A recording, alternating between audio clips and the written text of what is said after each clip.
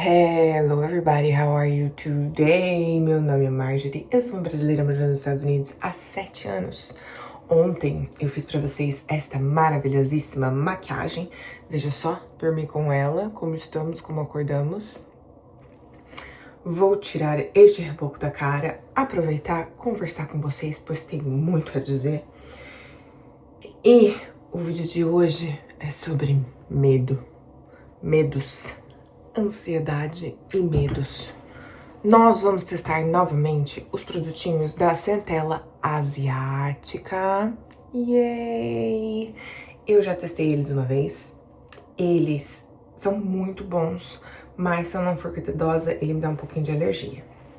Então, vamos lá ver quanto que remove deste reboco, que tá pela cara inteira, né, gente? Vocês virem o vídeo de ontem, tinha muita maquiagem aqui, muito pó e tudo mais. 1, 2 pumps. Pessoal, como vocês estão? Eu estou muito bem, obrigada. O universo conspira a nosso favor. Euzinha, voltei a ler, já conversei com vocês sobre isso aqui. E voltei a pegar os meus audiobooks na biblioteca. Um dos meus primeiros livros que eu ouvi em inglês foi As Crônicas de Nárnia. E eu gostava porque o primeiro livro eram crianças. Na verdade, a maioria dos livros são crianças. E se você não sabe, As Crônicas de Nárnia são alegorias para a Bíblia, para as morais de histórias da Bíblia. Então, você pode imaginar que lá tem muitas conclusões boas a serem tiradas, certo? Pois bem, eu cheguei ao terceiro livro da saga, que é O Cavalo e Seu Menino. Não o menino e seu cavalo, é o cavalo e seu menino. Por quê? Porque é um cavalo falante de Nárnia, ele é um cavalo falante e pensante de Nárnia. E ele está escravizado no mundo dos homens. E existe um menino. Peraí, pessoal. Agora eu vou molhar as minhas mãos e voltar para emulsificar mais este óleo. Vocês podem ver que já deu, tipo, dissolveu praticamente tudo. Então eu vou tirar a sujeira que ficou nas minhas mãos e voltar a emulsificar isso aqui. Pingando uma sujeirada marrom na minha pia. Mãos molhadas.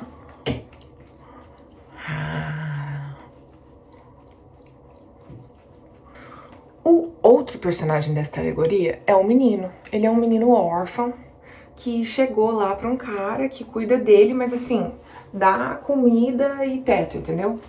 Comida ruim e teto ruim e muito maltratamento. Mas ele é órfão e ele vive ali com esse cara, ele não sabe de onde ele é. Até que chega o cavalo e o cavalo convence o menino a fugir.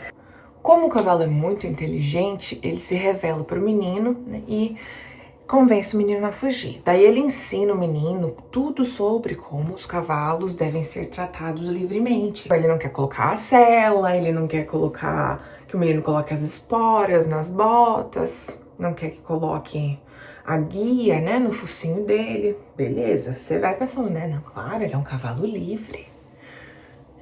Porque ele já foi escravizado, agora ele quer ser livre. Continua a história, mimomomó, até que eles chegam no deserto. Tem um deserto. Para eles voltarem para Nárnia, eles têm que atravessar o deserto. Olha só, uma alegoria bíblica, né? E as pessoas do mal estão atrás deles. Mas o cavalo não tem a sua sela, e ele tá assim, sussa, entendeu? Ele tá tranquilo, ele tá de boas no deserto, porque depois de ser escravizado, o deserto, gente, tá sussa pra ele. Ele não tá apanhando, entendeu? E é mais ou menos a mesma coisa pro menino. Mas o menino tem uma hora que se liga, ele quer ir mais rápido, mas o cavalo não deixa. Até que aparece o Aslan. O Aslan é o leão de As Crônicas de Nárnia, que representa Deus, tá? O universo, Deus. E o Aslan começa a perseguir eles. E as sombras, eles acham que o Aslan é um monstro. Então, gente, eles estão indo pelo deserto e a única coisa que faz eles correrem O suficiente para escapar das pessoas malvadas é Deus correndo atrás deles. Só que eles correm porque eles estão com medo, eles estão morrendo de medo da sombra do Aslan, morrendo de medo de Deus. E, ai meu Deus, pessoal, como as coisas voltam na nossa vida. O universo nos manda ferramentas para que a gente consiga entender o que a nossa mente está fazendo, eu acho, sabe? Como o nosso corpo tá respondendo mal às questões que a gente tem que resolver aqui, eu acho. Então, isso é o que voltou na minha vida recentemente. As Crônicas de Nárnia, entre outros diversos conhecimentos que eu já tenho e que tá assim, ó, respostas para os seus problemas reais e seus problemas mentais também, né? Porque a maioria dos nossos problemas são mais mentais, eu digo, na nossa cabeça. A gente inventa problema do que, assim, do mundo físico, espiritual, etc. Quero continuar com a história, porque eu não terminei ainda, ok? Tem o cavalo, né? O cavalo tem os problemas dele, os defeitos dele. Mas tem o menino, gente.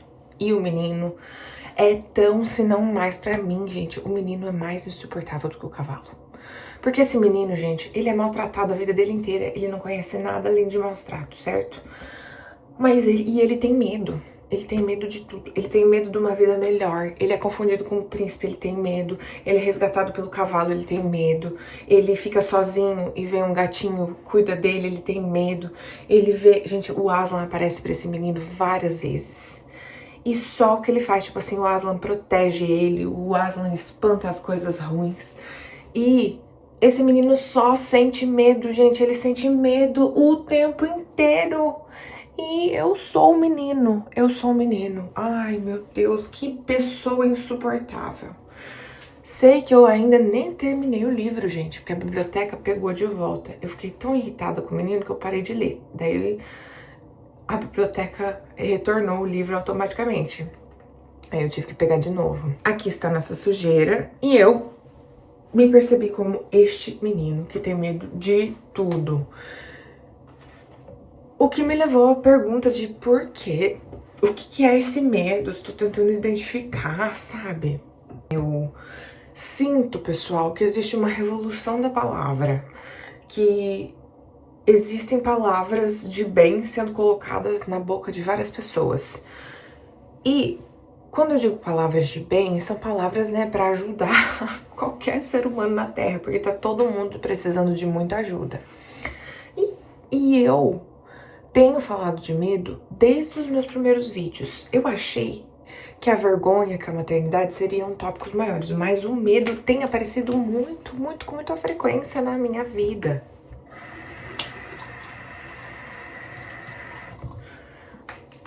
Ai, coloquei aqui agora o sabonete e vou espalhar. Esse sabonete é muito legal, pessoal, porque ele parece que vai multiplicando. Pois bem, então deixa eu falar de medo, porque se as pessoas forem assim como eu, pessoal, do que a gente tem tanto medo? Eu parei pra pensar. Ai, pessoal, aqui não vou conseguir falar, porque se eu não for rápido, isso vai queimar minha pele. Ele é muito forte, ó, você vê que eu já tô ficando vermelha?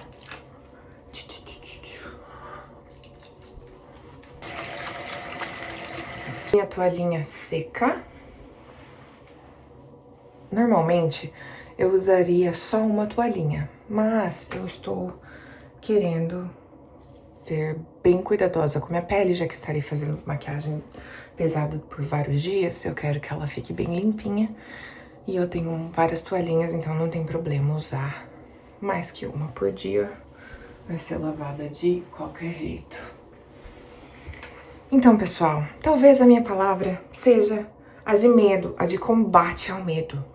Porque é indignante que a gente viva com tanto medo. Ontem eu terminei de digitar e programei pra vocês um vlog onde eu mostro pra vocês alguns dias de ansiedade. Mas, gente, foram muitos dias de ansiedade. E por que tanta ansiedade? Porque eu sinto medo. Medo de quê? De tudo. E por quê, gente? Eu cheguei à conclusão que é simplesmente falta de fé. Falta de fé em mim, falta de fé na sociedade, falta de fé principalmente no universo. E, sei lá, gente, em confiança de que as coisas dão certo, de que eu sou merecedora. E essas coisas talvez sejam que me geram medo, mas não tem sentido. O medo, nosso medo, não tem sentido. Tem uma menina aqui na internet que usa a metáfora de um jogo, entendeu? O jogo foi feito para você vencer. Então, se o jogo foi feito para você vencer, por que você tem medo?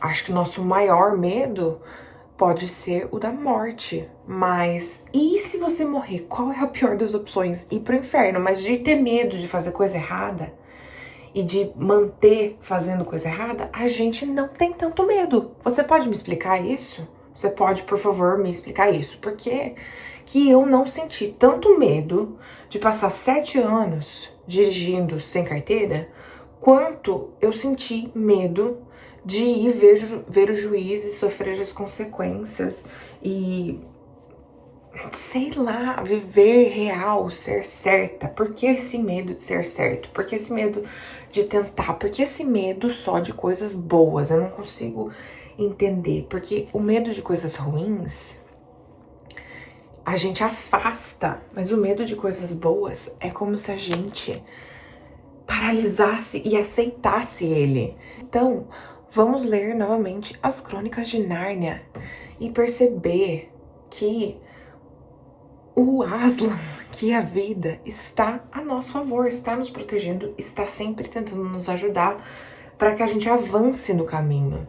Não é para que o ser humano fique parado sempre no mesmo lugar. De alguma maneira, a gente tem que estar se mexendo, gente. Vocês já ouviram frases como "If you're not growing, you're just dying"? Porque morrendo, nós já estamos de qualquer maneira. Mas crescendo, nem todo mundo tá. Tem gente que para e daí começa só a morrer. Mas o nosso papel aqui é sempre de crescer. Eu acredito nisso. E acreditar nisso não me faz ferir ninguém. Então, por que não? Por que não sempre buscar crescer? Principalmente quando ficar no mesmo lugar, pra mim, significa continuar vivendo com medo, continuar sem controle de ansiedade, continuar sentindo depressão. E esse não é o fim da linha. Eu me recuso a acreditar que esses medos sejam reais, porque toda vez que eu enfrento eles e que eu passo por eles, eu vejo que era bobeira da minha cabeça. Era perca de tempo. Molhei a minha toalhinha e vou passar mais uma vez porque estou sentindo pinicar. Recentemente eu vi uma entrevista da cantora Cher e ela falou uma frase que a mãe dela sempre dizia, que é: se não importa, em 5 anos, honey, it just doesn't matter. Querida, simplesmente não importa. Se não importa em 5 anos, não importa. Então, da próxima vez que nós estivermos com medo, vamos nos lembrar primeiramente desta frase da cantora Cher. Uma pessoa que saiu de uma vida difícil, de uma vida sem pai, de talvez coisas na infância, para uma vida de sucesso, de estrelato, que superou, de que que não aceitou ser feita de vítima pela vida ou por ninguém. E lembrar que, se não importa daqui 5 anos, não importa. Se tivesse dado ruim lá na corte, por exemplo, ia importar. Mas ia importar dali 5 anos? Eu estaria presa, eu estaria morta, eu estaria sem algo essencial para a minha vida? Se a resposta é sim, então também fé, pessoal. Fé, sei lá, fé. A gente tem que ter fé. Acho que é isso, a gente tem que ter mais fé. Fé em nós, e no sistema, e no universo, e em que as coisas simplesmente vão dar certo. Porque o que tá faltando é isso, tá faltando gente de bem acreditar que as coisas vão dar certo, porque o pessoal do mal acredita que as coisas vão dar mal o tempo inteiro. Não só pra eles, como pra você, pra mim e pra todo mundo. Literalmente, para todo o mundo. Eles acreditam que o mal tomará conta do mundo. E eu não acredito nisso, ok? O nosso medo deve ser usado a nosso favor e não a favor do mal. Falei várias coisas, mas é porque eu não aguento mais viver com medo. E toda vez que eu converso aqui com vocês, eu sinto que as coisas se abrem, os caminhos se abrem. É como se eu tirasse a sujeira da frente e pudesse prosseguir. Então a gente vai falar de medo aqui, ó, mais nos próximos vídeos, quanto tempo for necessário até a gente limpar essa sujeira do nosso caminho. Esse foi o dia de hoje, olha só, comecei com a cara cheia de reboco, terminando com cara limpa.